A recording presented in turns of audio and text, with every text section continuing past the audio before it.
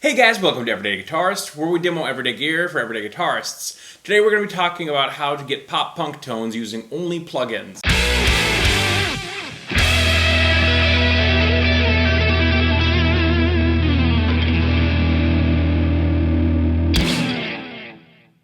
First of all guys, if you haven't subscribed, please do so. I really appreciate it. I love doing these videos, and you subscribing, hitting the like button, bell notification, leaving a comment really helps me continue to do that, so do that. This video is going to be a lot of talking, so just be aware. I know that I don't usually do a ton of talking in my videos, but I wanted to just give you as much information as possible on how I do this. It's been really requested, so I just want to make sure that I do it right.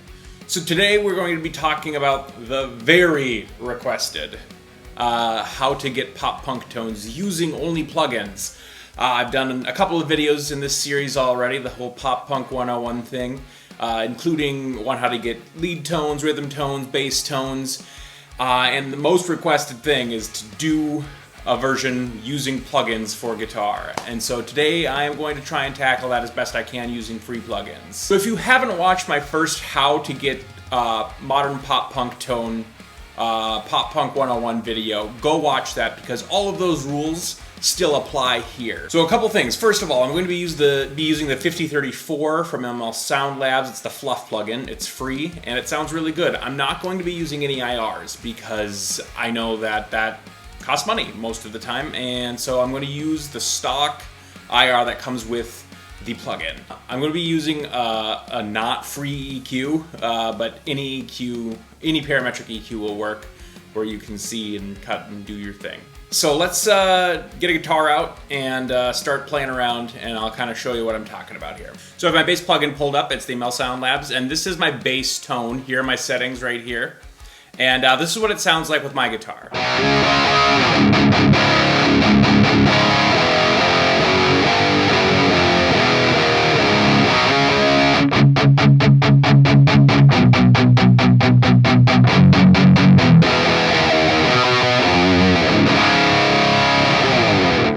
I actually think that sounds really good, but if you remember my last video, a big part of getting a really good in-mix sound is cutting a bunch of low end, and that's what we're going to do right now. I'm actually just going to turn on the EQ with all of the EQ settings that I have, and here they are right here.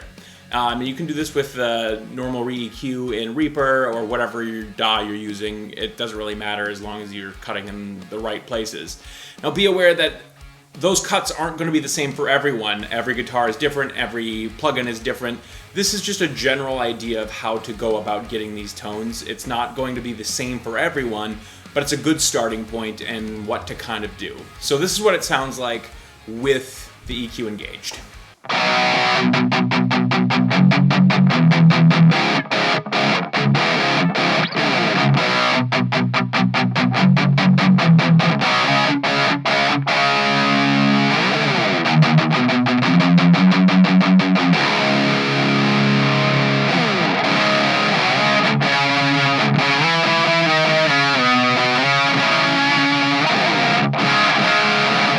So I'm sure you're hearing that tone and going, that sounds awful.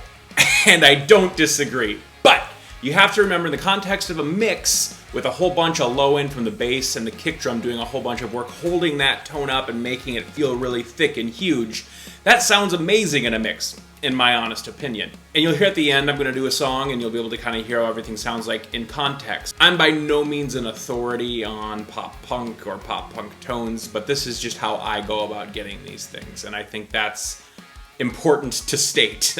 I am not an expert, I just really like pop-punk. So a couple things to just, in my opinion, one, don't be afraid of making big cuts. If it sounds good, it is good. And that's important. I know that a lot of guys will tell you, oh, don't make big cuts. You don't want to, ruin the tone. I don't care. If it sounds good, it is good, and that is my number one rule. If you think it sounds good, it is good. So don't be afraid to make those big cuts if you need to. I mean, I'm making some pretty massive EQ adjustments here, and for good reason. I think that it sounds best in a mix this way. So don't be afraid to do that. And just same as always, let the bass and the kick do the work for the low end. You're not trying to make your guitar sound super beefy outside of the mix. It's going to sound beefy in the mix. And by having the bass and kick take care of all of that low end and lifting up the guitars and holding them there in the mix where you want them, kind of cradling them like a little baby, you know, in the mix and making it sound thick. That is their job. The guitar's job isn't to sound beefy, it's to add in high end and aggressiveness, and that's what I'm trying to do with the shaping of my tone here. And then you just lastly, be aware that the high pass that I'm using and all of the EQ really that I'm using really is going to depend on your guitar and amp combination that you're using or plug-in combination that you're using. It's not going to be the same for everyone. Where I have it isn't going to be the same for Bill, Joe, or Jill. I mean, it's just not going to be the same. So be aware that you might have to make some minor adjustments along the way. So let's take a listen to the song now, and we're gonna try and I'm gonna just try and give you as much context as possible for how I'm using this tone in a mix. Hopefully that helps you to kind of understand what I'm trying to do as far as, you know, making all these big cuts and stuff in the EQ and the amp and guitar combo I'm using.